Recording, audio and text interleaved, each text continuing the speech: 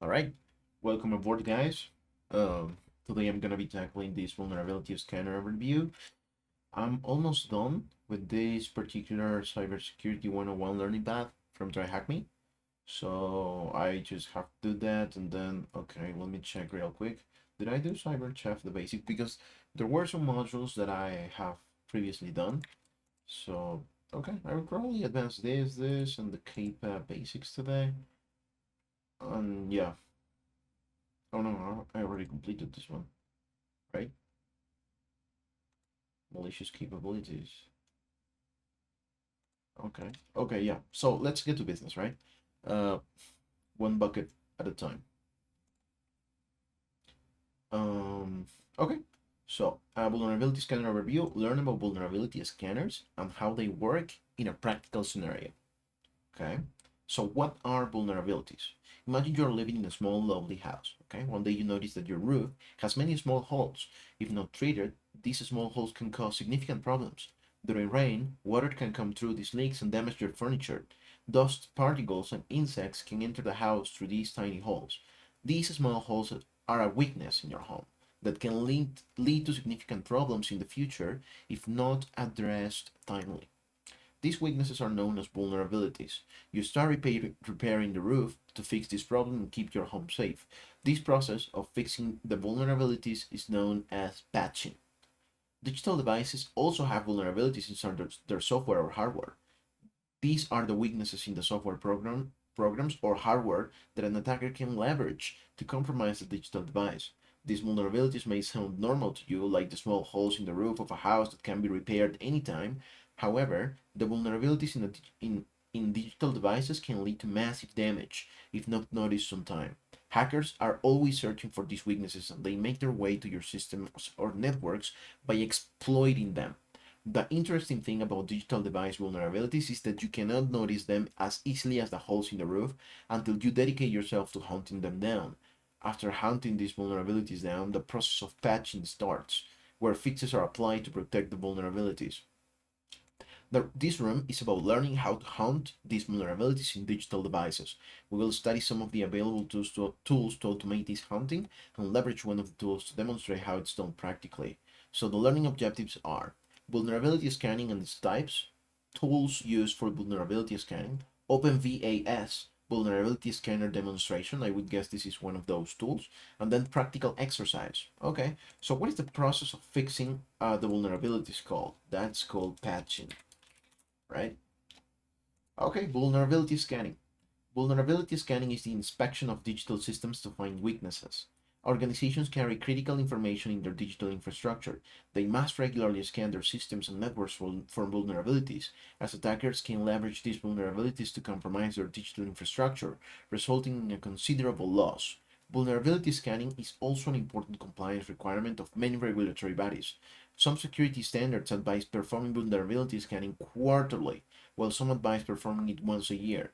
We saw how important it is to conduct vulnerability scans in your digital landscape regularly. However, manually looking for these weaknesses can be very hectic and miss some major ones. The bigger the network is, the slower the process of manual vulnerability scanning would be. This is no longer an issue as some efficient vulnerability scanners that perform automated vulnerability scanning are available in the market. This automated vulnerability scanning has made life much easier. Okay, just a second.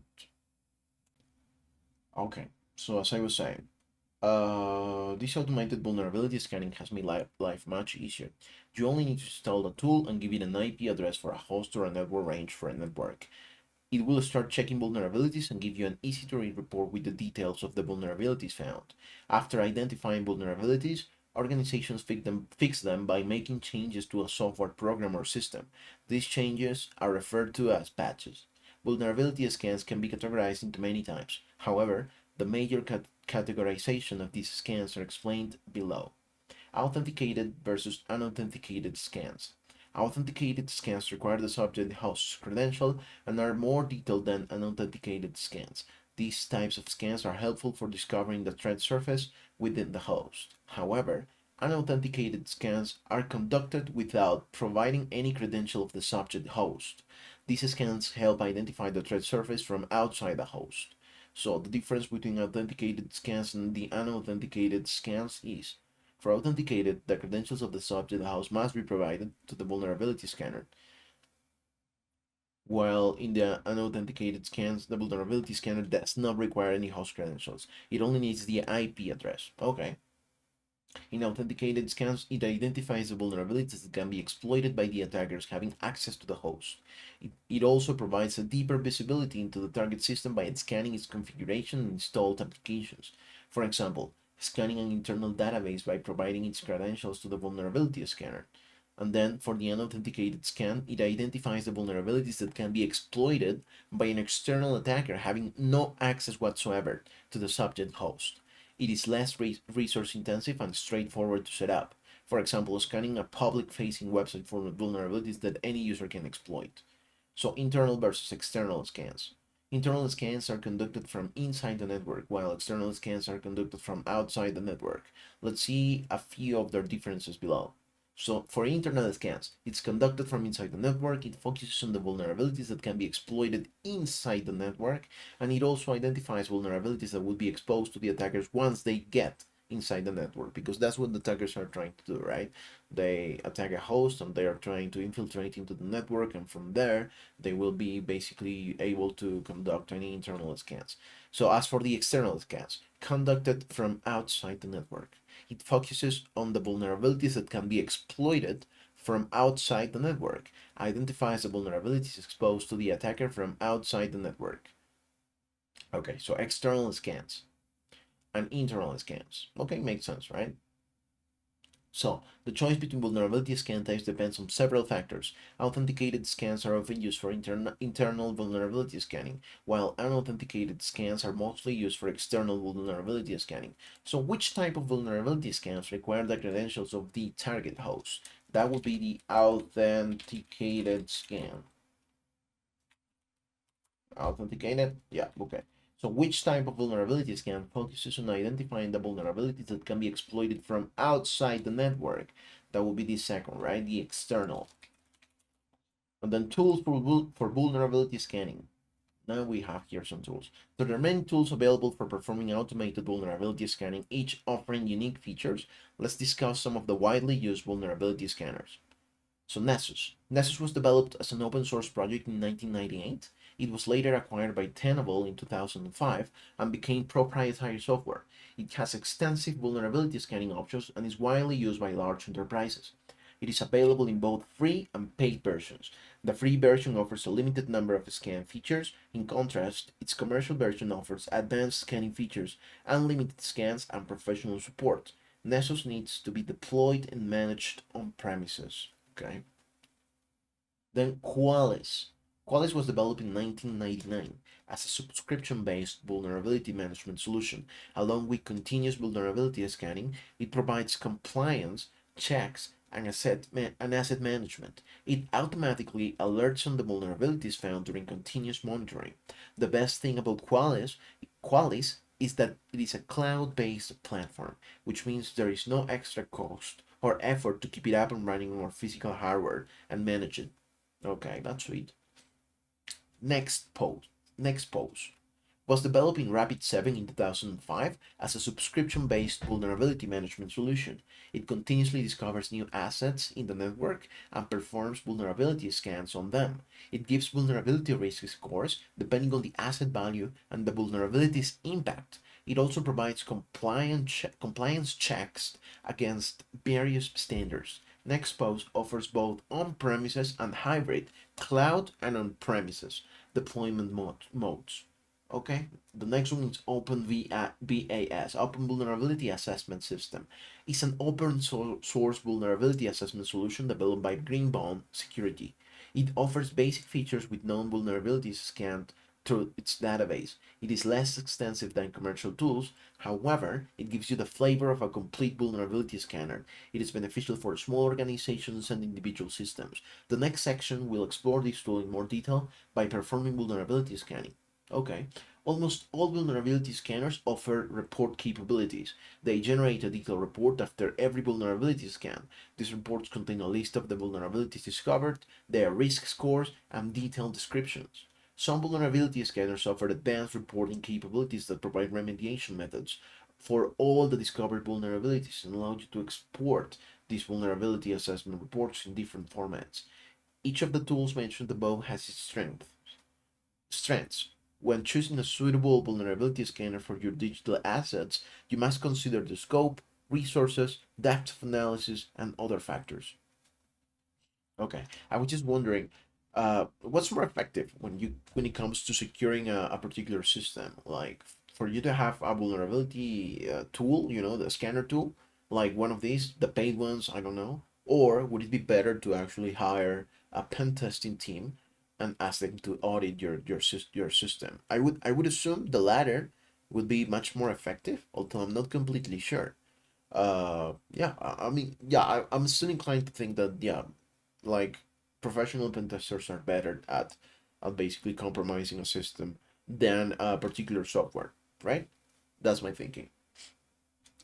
Okay, so each of the tools mentioned above, yeah, okay, we already read that. Is Nessus currently an open source vulnerability scanner? I don't think so. It was a paid one. So which company developed the next post vulnerability scanner? I think it was Rapid7. I'm not sure if yeah.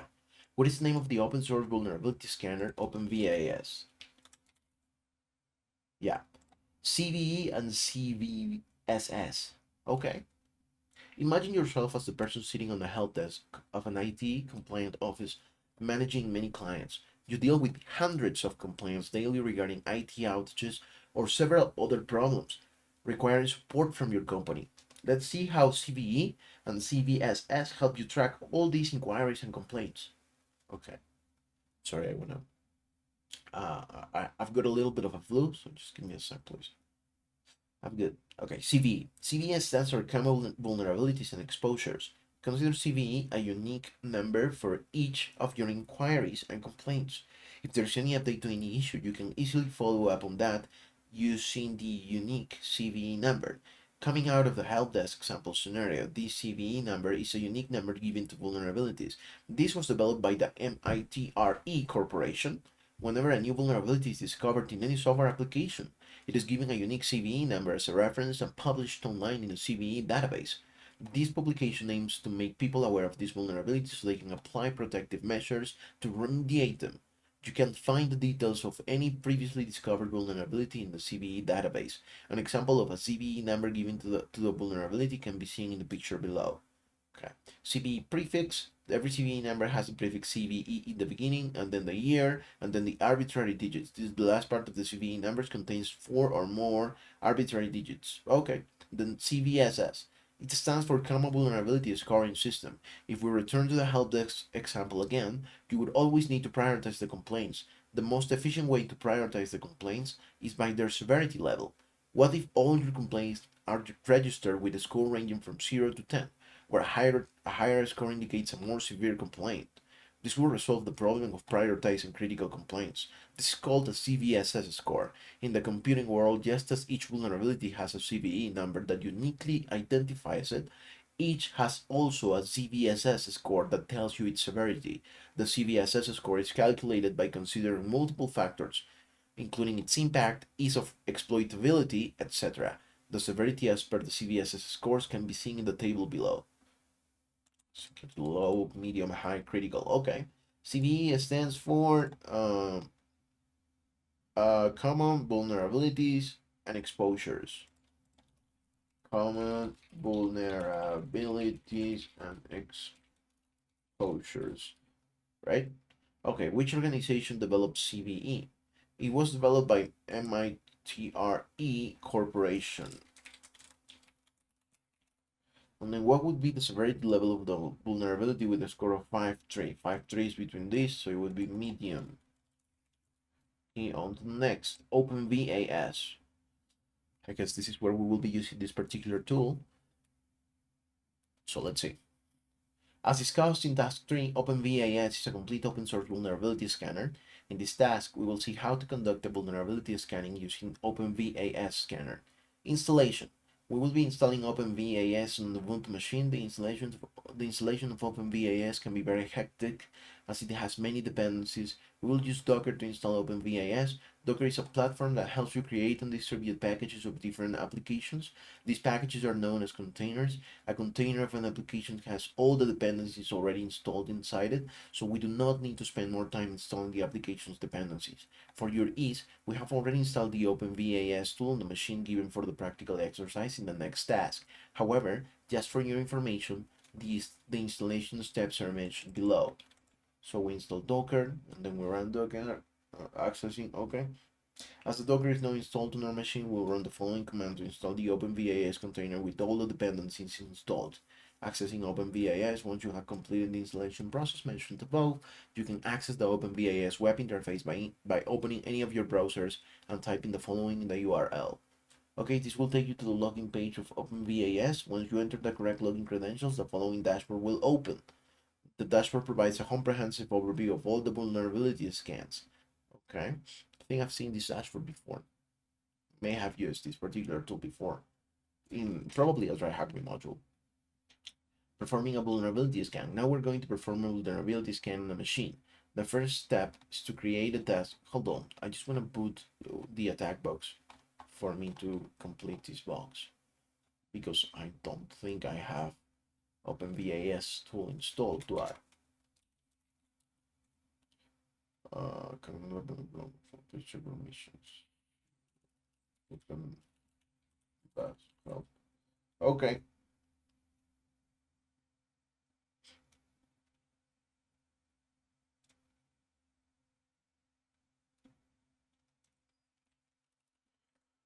Looks like I have it installed. However, I don't have Docker installed if I remember correctly.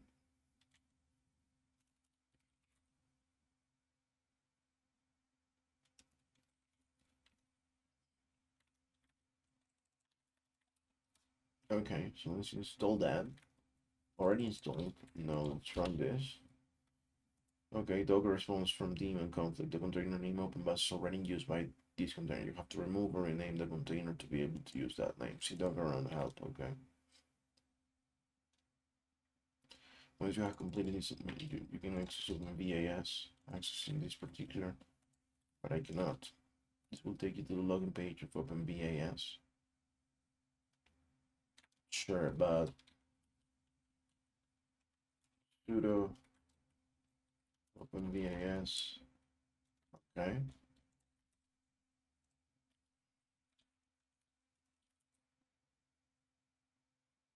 Okay, I think. Oh no, it's not working yet. Sudo Docker run help. The container is already in use. That's what I'm getting.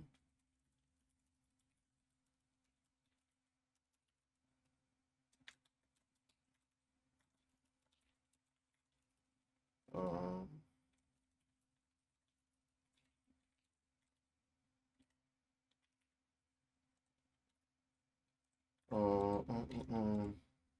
let me check. I already have it installed. So the Docker run. That's what I'm trying to run. Okay. So the container name OpenVAS is already used by container. You have to remove or name that container. So how do I go about removing a container? Remove another one. Container.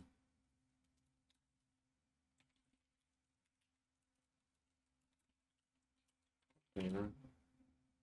Optional parent, C group, string, CD file, write a container ID to run container in background. Yeah, minus detach.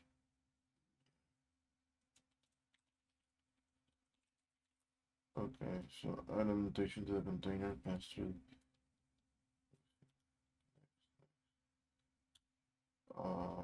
No, optional parameter, C group, string, run the container, Docker house group.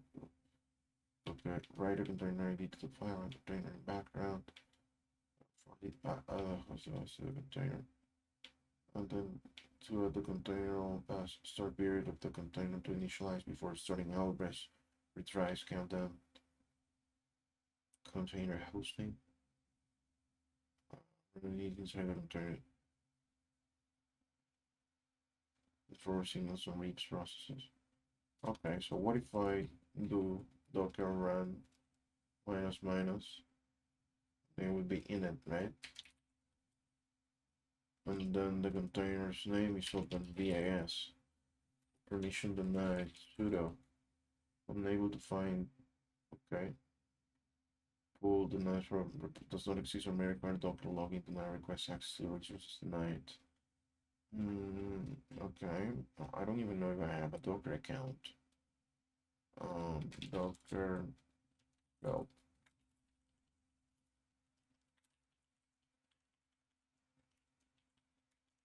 Drag a new container from an image. Yeah, that's what I think I want. Log into a registry. Log out, search. Search. You can say search.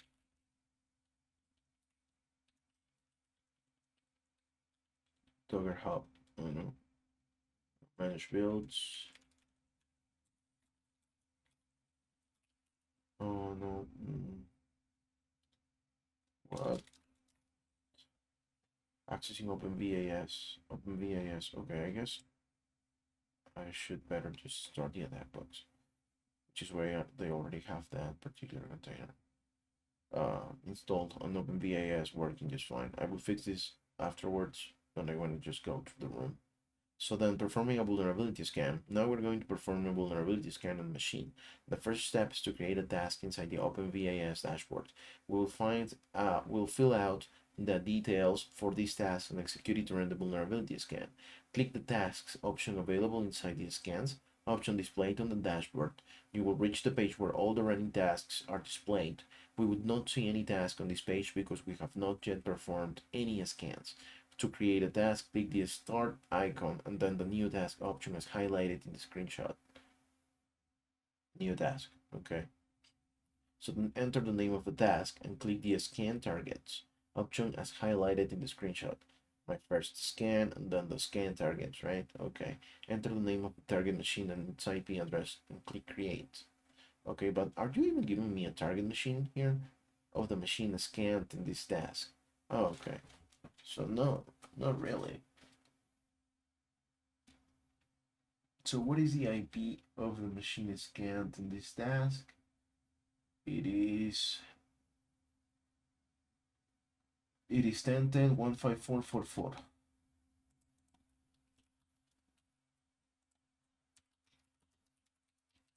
Okay, and then how many vulnerabilities were discovered in this host? Okay, so that's the IP. So after that, what do we do? And we'll display it on task dashboard. Let's minimize this because I don't think I'm using this machine because they are not asking us to particularly perform any scan. They're just giving us an example of how that would work, right? So enter the name of the target machine's IP address and click create. Sure. You will have multiple scan options available. Each scan option has a scope of scanning. You can study the details of each scan type and choose accordingly, and then click on the create button. Okay, it's full and fast, sure. And then the task is created and will be displayed to you in the task dashboard. So this is the task. To initiate the scan, click the play button in the actions option of the task. Okay, so it gets to play, and then it will take a few minutes to complete the scan. After the scan is completed, you will see its status marked as done. The visualization inside the task dashboard will display some numbers indicating the severity of the vulnerabilities found. To check the details of the scan, you can click on the task name. Okay, my first scan, so you can check up the details. To see the details of all the vulnerabilities during the scan, you can click on the number indicating the count vulnerabilities found in the subject host, which means 13 vulnerabilities, right? Now we have a list of the vulnerabilities found in this machine under severity. We can also click on any of them to see more details. Okay, so how many vulnerabilities? 13 according to this scan. Then comes the practical exercise, okay. So then, scenario. A reputable firm conducted a vulnerability scan on a server, and it's going to be the machine IP that we're going to get, on its network that stores critical information. This activity was intended to enhance the organization's security posture. The security team conducted the activity using the OpenVAS vulnerability scanner, and the vulnerability scan report was placed on the desktop. You are an information security engineer working for that firm. You are tasked with reviewing this report. You can simply open the report placed on the desktop or perform the vulnerability scan again to answer the questions below. OpenVAS is pre-installed on the host to which you are giving access. Okay, so that's already installed. Note, performing the vulnerability scan may take some time. This is why we have already placed the scan report on the desktop so you can analyze and answer the questions. You can start the virtual machine by pressing the Start Machine button. The machine will start in split screen view. Yeah, okay. Once the machine has started, if you prefer to perform the vulnerability scan yourself rather than analyzing the scan report, you must start Docker container of OpenVAS to access it. You can do so by executing the following command with root privileges, which is something that I wanted to run on my local machine before and it wasn't working. Look what? Docker. Okay, so did it work? Warning potential? No. Don't tell me that. Let's accept the risk, right? Admin. Oh, okay. Admin. Login failed. So, okay. What is login? Uh, OpenVAS login default. Admin and admin. Be admin and admin. What's going on? Okay, never mind. As the Docker is started, you can now access OpenVAS by typing the following URL inside the browser. Login. Yeah. Okay. The default login credentials are those, but somehow it's not letting me log in. Login failed, waiting for OMP service to become available. So what is the score of the single? Let's read the vulnerability scan report, right? Because I'm not going to be going through the waiting, right, for this particular vulnerability scan to happen. I don't think it's that hard to run a vulnerability scan using that particular software. So yeah, okay. Please be aware that the scanning process can be slow. Yeah, except precisely because of that, I'm not gonna scan it. I'm just gonna check the report. So what is the score of the single high severity vulnerability found in the scan? The single high severity vulnerability. Okay. So this is the scan. Has summary. There's one of high,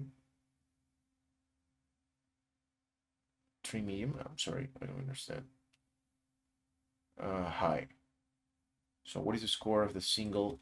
This according to this is 10. 10. What? Are you even here with me? What happened? And then the next question is, what is the solution suggested by OpenVAS for this vulnerability? Well, it would be, it was possible to log in using the following credentials: username, password, role, admin. Okay, in fact, the issue may be exploited by a remote attacker to gain access to sensitive information or modify system configuration. The solution suggested here: solution type, workaround, change the password of the mentioned account. Okay, change the password of the mentioned account. That's it. Yeah. Okay, we finished. That was easy. Yeah, these rooms are not that hard, right? Yeah, I'm getting familiar again with the tools that we will be using. Well, one thing that I was also checking out today, TryHackMe just released a new learning path, which, by the way, I would assume I have more progress completed, but apparently it has just new modules because I don't have nothing completed there. It's the web application pen testing. I have 4%, like nothing. So let's just check this out real quick. Enumeration and brute force. Have I completed this? Is this a new room? Close this. 113 days ago. So, okay, session management. Damn, stop. Okay. I mean, this is gonna be a fun learning experience for me. So that's what I will be tackling after the cybersecurity 101 path. And yeah, that's it for today, guys. We already completed this run. I'm gonna terminate this machine, terminating. And yeah, I'm also gonna stop sudo docker stop OpenVAS response message container open.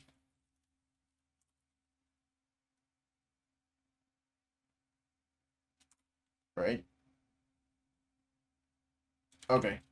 So that's all for today, guys. Thanks for staying with me.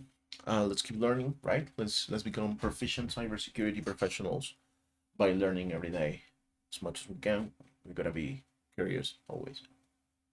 So that's it for today, guys. Bye.